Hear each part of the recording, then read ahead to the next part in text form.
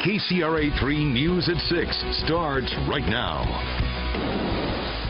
How well is your health insurance coverage working tonight? The White House is celebrating the implementation of the Affordable Care Act in California. It says more than 3 million people have been added to Medi-Cal and another 1.3 million have active insurance policies through Covered California. But as health insurers prepare to set new rates for Covered California plans, some policyholders are wondering just how affordable it really is. KCRA3 Investigates Brian Heap is looking into the numbers tonight.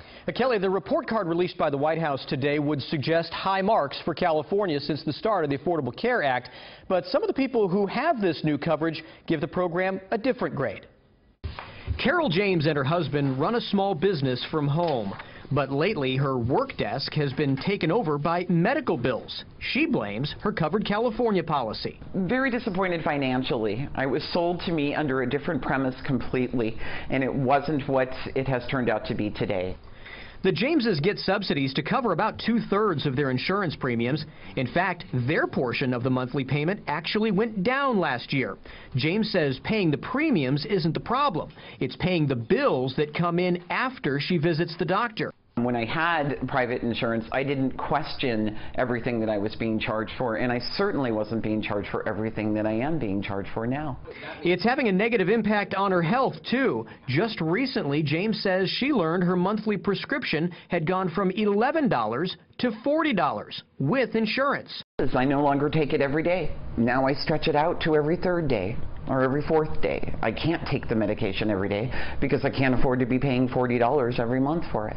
She's also put off a necessary test for blood clots because she's afraid of the bill. And this could produce other issues for me later on if I don't do something about it. It's very frightening.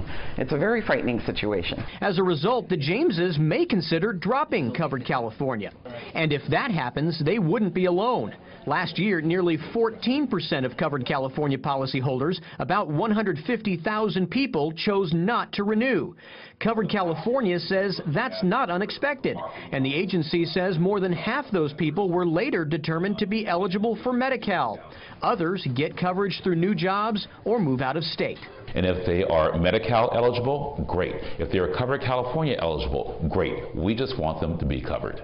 Covered California spokesman Dana Howard says right now more than 1.3 million people have active coverage. Now, that's a key distinction from the enrollment number because 20% of people who sign up for a plan never make a payment, therefore don't have insurance.